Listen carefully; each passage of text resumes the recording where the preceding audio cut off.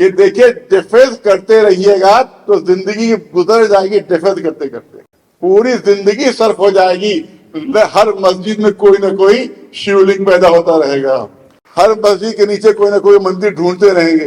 Supreme court کا فیصلہ ہے کہ کسی بھی سرکاری جگہ پر کوئی عبادت گاہ نہیں بن سکتی، اور کوئی کوتوالی ایسی نہیں ہے کہ جہاں پر مندر نہ بنا ہو، کوئی تھانہ ایسا نہیں ہے جہاں پر مندر نہ بنا ہو، کوئی ایسی جگہ نہیں ہے سرکاری، کوئی اسپتال ایسا نہیں ہے کہ جہاں پر مندر نہ بنا ہو۔ لیکن اللہ کا شکر ہے کہ اب مسلمانوں میں بیداری ایسی پیدا ہو گئی ہے کہ تمام فرقے متحد ہو گئے ہیں اور ایک جھنڈے کے اندر متفق ہوئے ہیں، اور وہ ہے مسلم فلاح بورڈ کا جھنڈا۔ پہاڑ جیسی ہمت کی ضرورت ہے اس میں، اور میں تو سمجھتا ہوں اس کے لیے بہترین مثال ہمارے اویسی صاحب ہے کہ ایک ٹیم پیدا کر کے اس طرح کی لڑائی لڑ سکتے ہیں۔ آپ نگاہ مرد مومن سے بدل جاتی ہیں تقدیریں، جب نگاہ مرد مومن سے تقدیریں بدل سکتی ہیں تو حکومتیں بھی بدل سکتی ہیں۔ آئے کریمہ اعلان فرما رہی ہے کہ اللہ کی رسی کو مضبوطی سے تھامے رہو اور تفرقے کا شکار نہ ہو، اتحاد قائم رکھو۔ یاد رکھیں آپ کہ دنیا کی سب سے بڑی طاقت کا نام ہے اتحاد، دنیا کی سب سے بڑی قوت کا نام ہے اتحاد۔ جب ذرے الگ الگ ہوتے ہیں تو ہوا کا ایک جھونکا ان کو کہیں سے کہیں پہنچا دیتا ہے، لیکن جب یہی ذرے متحد ہو کر چٹان بن جاتے ہیں تو بڑے سے بڑے طوفان کا مقابلہ کر لیتے ہیں۔ مشہور مثال ہے، زیادہ وقت نہیں لینا ہے، کم وقت میں بات مکمل کرنا ہے۔ مشہور مثال ہے کہ جب انگلیاں الگ الگ ہوتی ہیں تو ایک بچہ بھی اس انگلی کو موڑ دیتا ہے، لیکن جب یہی انگلیاں متحد ہو کر گھونسا بن جاتی ہیں تو دشمن کا جبڑا ٹوٹ جایا کرتا ہے۔ لہٰذا یہ گھونسا ہمیں استعمال کرنا ہے، بغیر کس کے خلاف؟ فرقے کے خلاف نہیں، فرقہ پرستوں کے خلاف۔ کسی فرقے کے خلاف نہیں، فرقہ پرستوں کے خلاف، کسی مذہب کے خلاف نہیں، بلکہ مذہبی جنونیوں کے خلاف، کانسٹیٹیوشن کی جو مخالفت کر رہے ہیں ان کے خلاف ہم کو اپنی اس طاقت کو استعمال کرنا ہے تاکہ ہمیں فتح حاصل ہو۔ اور آپ یاد رکھیں کہ اقبال نے کہا ہے کہ نگاہ مرد مومن سے بدل جاتی ہیں تقدیریں، نگاہ مرد مومن سے بدل جاتی ہیں تقدیریں، جب نگاہ مرد مومن سے تقدیریں بدل سکتی ہیں تو حکومتیں بھی بدل سکتی ہیں، حکومتیں بھی بدل سکتی ہیں۔ اور دوسری چیز یاد کرنا چاہتا ہوں کہ یہ وقف کی تحریک تو ہم تقریباً 25 سال سے یو پی میں چلا رہے ہیں، اور تو بہت زیادہ ہمیں زحمتیں بھی، جیل جانا پڑا ہے، لاٹھیاں کھانا پڑی وہاں، اسی طرح سے وہاں پر ہمارے 2 لوگ ماہ رمضان میں شہید بھی ہوئے اس میں، لیکن ہم پیچھے نہیں ہٹے اور وہاں پر حکومتوں نے قبضے کیے ہماری جائیدادوں کے اوپر۔ وہاں پر نہرو بھون جو ہے وہ بنا ہوا ہے وقف کی جائیداد کے اوپر، وہاں پر گاندھی اندرا بھون بنا ہوا ہے وقف کی جائیداد کے اوپر، وہاں کے اوپر جنگل ڈپارٹمنٹ بنا ہوا ہے وقف کی جائیداد کے اوپر، نہ کوئی کمپنسیشن دیا گیا، نہ اس کے سلسلے میں کوئی کارروائی کی گئی۔ اس کے خلاف ہم نے احتجاج کیا، اس کے خلاف ہماری پٹائی بھی ہوئی۔ وہاں پر دہلی میں 123 جو اوقاف کے اوپر قبضہ کیا گیا اس کے خلاف بھی ہم نے احتجاج کیا۔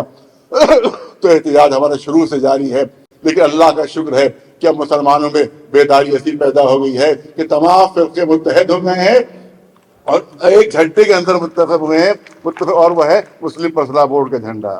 اور ہم سمجھتے ہیں کہ اتحاد باقی رہا تو کامیابی ہمارے قدم چومے گی۔ اور یہ آپ یاد رکھیں، ویسی صاحب یہاں تشریف فرما شاید نہیں ہے اس وقت، ہے ویسے صاحب تشریف فرما ہے، لہٰذا ان کی خدمت میں ہم گزارش یہ کرتے ہیں کہ دیکھیے ڈیفینس کرتے رہیے گا تو زندگی گزر جائے گی ڈیفینس کرتے کرتے، پوری زندگی صرف ہو جائے گی، ہر مسجد میں کوئی نہ کوئی شیولنگ پیدا ہوتا رہے گا۔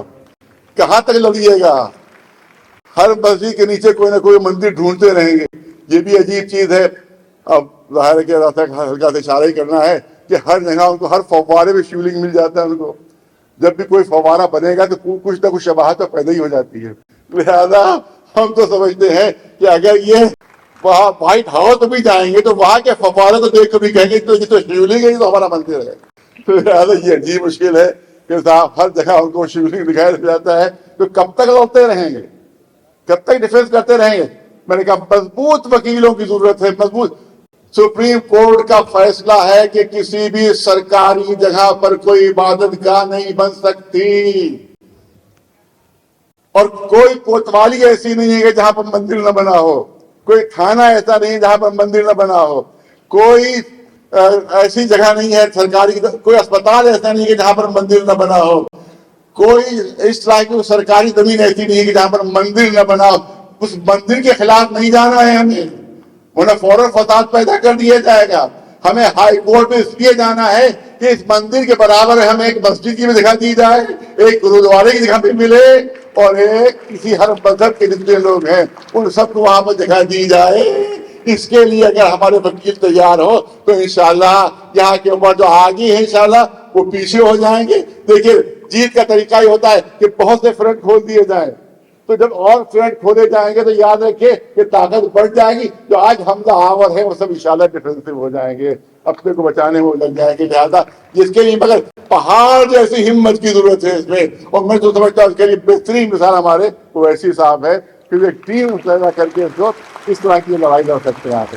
آپ دیکھیں لکھنؤ میں کیا ہو رہا ہے، لکھنؤ ہر مسجد پہ پولیس پہنچ رہی ہے، کاغذ لاؤ کاغذ لاؤ کاغذ لاؤ، ہر مسجد پہ پولیس پہنچ، سب لوگ پریشان ہیں وہاں لکھنؤ میں، ہر مسجد ایک اگر آپ چورا کاری کرنا ہوتی ہے تو فوراً پولیس آ کے روک دیتی ہے، بغیر اجازت کیسے کرو، بغیر اجازت کیسے کرو۔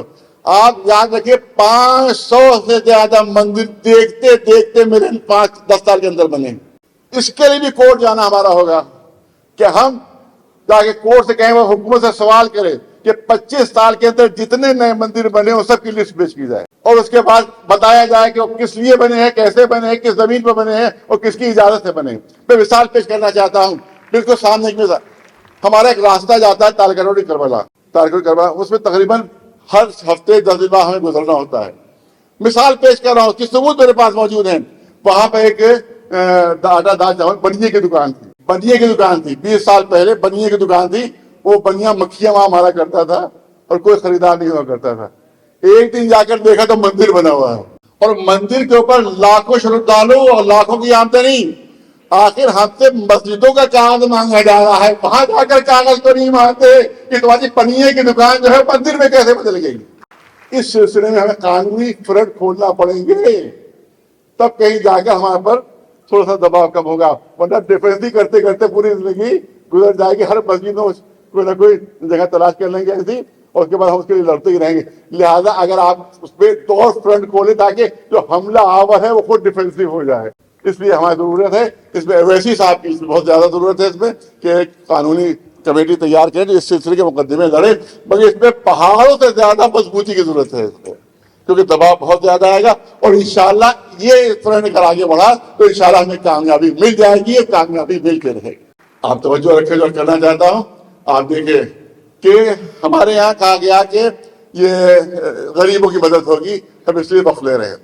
پھر ویسے حساب سے میں گزارش کر رہا ہوں کہ ہمارے کے 2 بہت بڑے وقف ہیں، شیعہ وقف، حسین آباد ٹرسٹ کا وقف ہے، بہت بڑا، کروڑ، بڑا امام باڑہ اسی میں ہے، آصف امام اس میں، چھوٹا امام باڑہ اسی میں ہے، وہ وقف ہیں، اور ڈی ایم کے انڈر میں، ڈی ایم کے انڈر میں، جس میں 18 کروڑ سالانہ کی آمدنی ہے، سیاہ کا 18 کروڑ سالانہ کی آمدنی ہے، اس کا چیئرمین جو ہے وہ ڈی ایم ہے، اس کا سیکریٹری اے ڈی ایم ہے، 1 پیسہ آج تک غریبوں پر خرچ نہیں ہوا ہے، اس پہ 1 پیسہ ڈی ایم کے انڈر میں وقف ہے، 24 سال سے اس کے انڈر میں 1 پیسہ غریبوں پر خرچ نہیں ہوا ہے، تو ان کی عیاشیوں پر بدماشیوں پر خرچ ہو رہا ہے۔ اور سنیے جس طرح سے میں ویسے صاحب کو پھر خطاب کر رہا ہوں کہ جس طرح سے بگ بین کی گھڑی ہے لندن میں، اسی بگ بین کمپنی کی گھڑی وہاں جو لکھنؤ میں گھنٹہ گھر ہے اس میں لگائی گئی تھی، وہ گھڑی چوری ہو چکی ہے، اس کی جگہ نقلی گھڑی لگائی گئی ہے، یہ ہوا ڈی ایم کے انڈر۔ تصور کرو، تو اگر ہمیں اپنے وقفوں میں ایسی چوریاں کرانا ہے تو ضرور ڈی ایم کے انڈر میں سارے اوقاف دے دو۔ یہ مثالیں ہمارے سامنے موجود ہیں کہ جو ہم حکومت کے سامنے، عدالت کے سامنے پیش کر سکتے ہیں کہ ڈی ایم کے انڈر میں اوقاف سوائے چوری کے وہاں کچھ اور ہو ہی نہیں ہے، سوائے ڈکیتیوں کے وہاں اور کچھ ہو ہی نہیں ہے، تو اب کیسے بھروسہ کر لیں کہ یہ ڈی ایم کے انڈر میں جو اوقاف آئیں گے تو اس میں چوریاں نہیں ہوں گی، اس میں ڈکیتیاں نہیں ہوں گی۔ اور یہ خبر شاید عام طور سے نہیں ہے لوگوں کو، لیکن مجھے بتایا ابھی جناب اویسی صاحب نے مجھے فون کر کے بتایا کہ ایک ایسا کلاس پاس ہوا ہے جس پر کوئی گفتگو نہیں ہوئی، جس پر کوئی بحث نہیں کی گئی ہے۔ وہ جانتے کیا ہے کہ جتنی بھی عمارتیں مذہبی عمارتیں آثار قدیمہ کے انڈر میں ہیں، عیسائی کے انڈر میں ہیں، ان کو سب سے وقت سے ہٹا دیا گیا، سب کو وقت سے ہٹا دیا گیا ہے۔ ہماری بڑی بڑی کربلائیں جو ہیں وہ آثار قدیمہ کے انڈر میں ہیں، بڑے بڑے امام باڑے آثار قدیمہ کے انڈر میں ہیں، ان سب کو وقت سے ہٹا دیا گیا۔ اب وہ گورنمنٹ کی کنٹرول میں آ جائے گی اور گورنمنٹ اپنے لوگ وہاں مقرر کرے گی۔ اور سن لیں دہلی والے سن لیں، ایک صاحب ایسے ہیں جو بہت زیادہ بولنے کے لیے مشہور ہے، بہت گرج کے بولتے ہیں، بہت گرج کے بولتے ہیں، اور مگر وہ خاموش ہیں۔ ان کی مسجد بھی اسی میں آ گئی ہے، وہ سے ہٹ گئی ہے۔ اب میں سمجھتا ہوں کہ بخار اترے گا کچھ، اور یقیناً کچھ نہ کچھ بولیں گے، وہ کچھ نہیں بول رہے، ان کی مسجد بھی آ گئی ہے، مسجد بھی آ گئی۔ لہذا ہمیں پوری طاقت کے ساتھ جو ہے اور پورے ایمانداری کے ساتھ اس مسئلے میں آگے بڑھنا ہوگا۔ یاد رکھیں، لڑنا نہیں کسی۔ آپ دیکھیں کہ دنیا کی سب سے بڑی حکومت تھی انگریزوں کی، لیکن جیسے گاندھی جی کا حوالہ دی جائے، گاندھی جی نے بغیر کسی ہتھیار کے اتنی بڑی دنیا کی حکومت کو شکست دے دی، صرف امن کے ذریعے سے اور شانتی کے ذریعے سے۔ وہ اسی طرح سے جس طرح سے اتنی بڑی حکومت کو گاندھی جی نے صرف امن کے ذریعے شکست دی ہے، اسی طرح سے موجودہ حکومت کو بھی ہم اپنی امن و شانتی کے ذریعے سے شکست دے کر رہیں گے۔ اور بس آخری جملہ کرنا چاہتا ہوں، امن ملے کیسے ہم کو، ایمان ملے کیسے؟ بس ایک مثال، صرف ایک منٹ۔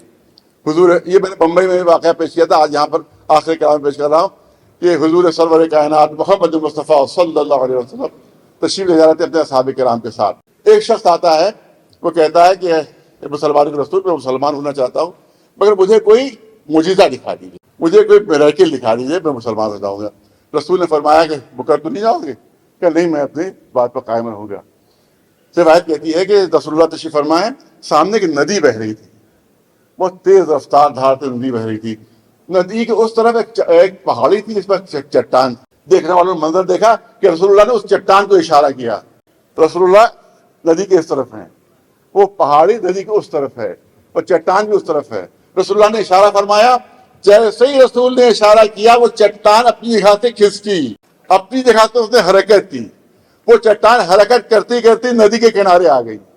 اب اس چٹان کو ندی کو پار کرنا ہے، پوری توجہ رہے، ندی کو پار کرنا ہے۔